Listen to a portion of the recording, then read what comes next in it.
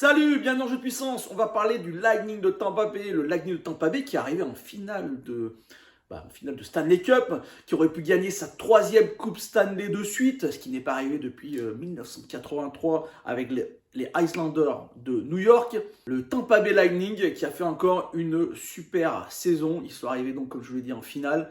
Ça a été vraiment incroyable pour eux, hein. Moi, je les attendais pas à ce niveau, avec le niveau de fatigue qu'ils avaient. Et pourtant, ils ont réussi. Ils n'ont pas vraiment évolué lors de l'intersaison, pas vraiment. Si, ils ont quand même perdu des pièces maîtresses. Ondrej Palat est parti du côté des Devils du New Jersey. Ondrej Palat, cet attaquant qui a été toujours déterminant lors des playoffs. Et ils ont perdu un peu d'expérience en défense avec un bon défenseur défensif, McDonough, qui a été échangé au Predators de Nashville pour Philippe Meyer.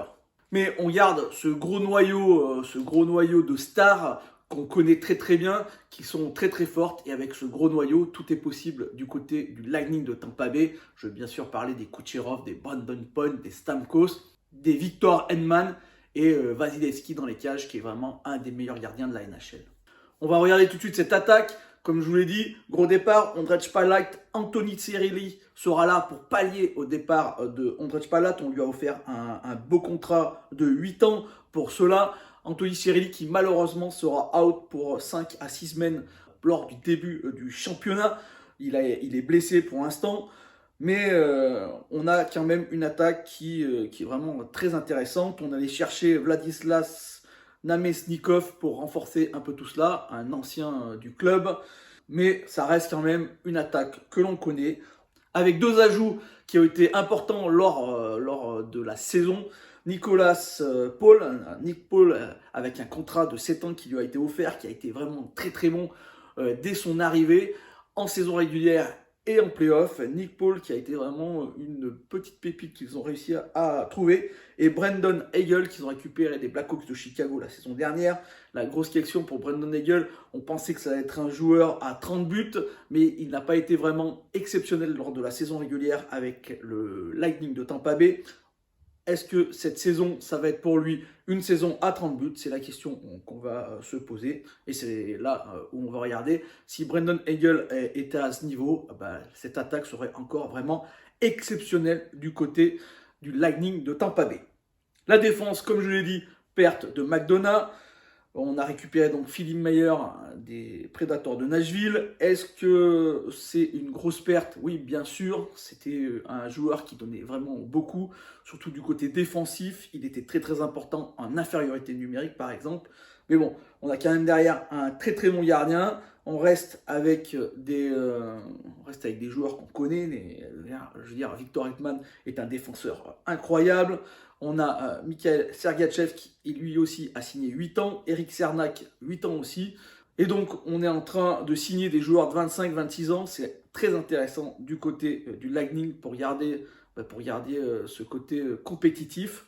Et ça me paraît une très très bonne défense, encore une fois, avec vraiment le point central, c'est Victor Hedman, Eric Cernak, Mikhail Sergachev qui vont pouvoir donner tout ce qu'ils ont. Ils ont maintenant un contrat de 8 ans. Ils sont liés au club pour pas mal d'années. Et du côté des gardiens, là aussi, on a le meilleur ou un des meilleurs gardiens de la NHL avec Vasilevskiy. On allait chercher Elliott pour faire second. Elliott qui ne va pas sûrement jouer beaucoup de matchs si Vasilevskiy reste en santé. Ça, c'est la question. Et ça va être, encore une fois, une très bonne défense avec un très bon gardien. On va tout de suite passer à mes prédictions. À mon avis, le Lightning de Tampa Bay est encore une équipe construite pour aller gagner une Coupe Stanley. Mais attention, ça fait 3 ans qu'ils vont jusqu'au bout, qu'ils vont jusqu'en finale. Ça pèse sur le physique. On l'a vu l'année dernière en finale, beaucoup de joueurs blessés. Brandon Point qui n'a pas pu faire tous les playoffs. Beaucoup de joueurs blessés qui n'étaient pas à 100%. Et on sait que pour gagner une finale de Stanley Cup, il faut avoir vraiment la majorité de son effectif à 100%. Là, on a déjà des joueurs blessés en début de saison. La saison va être longue encore une fois. Ils ont fait 3 saisons pleines. Est-ce que physiquement, les joueurs du Lightning de Tampa Bay sont prêts à aller faire une 4e saison où ils vont jusqu'au bout? Ça me paraît compliqué pour les hommes. À mon avis, physiquement, ça me paraît très très dur. Donc je les vois se qualifier pour les playoffs, effectivement. Mais encore une fois, je ne les vois pas gagner une 3e Coupe Stanley. Donc à mon avis, ils vont avoir vraiment beaucoup de mal à avoir un effectif à 100% lors des playoffs. Et ça c'est vraiment problématique. Surtout que dans l'Est, ça s'est quand même pas mal renforcé. Il y a des équipes qui ont pris vraiment de la valeur. Et à mon avis, le Lightning de Tampa Bay, ça va être très très compliqué pour encore faire une finale de Coupe Stanley et même en gagner une. Voilà, j'espère que cette petite vidéo vous a plu. Si c'est le cas, n'hésitez pas à me faire un petit like, un petit commentaire, voilà, partager. Et moi, je vous dis à bientôt. On parlera des Maple Leafs de Toronto. Ciao!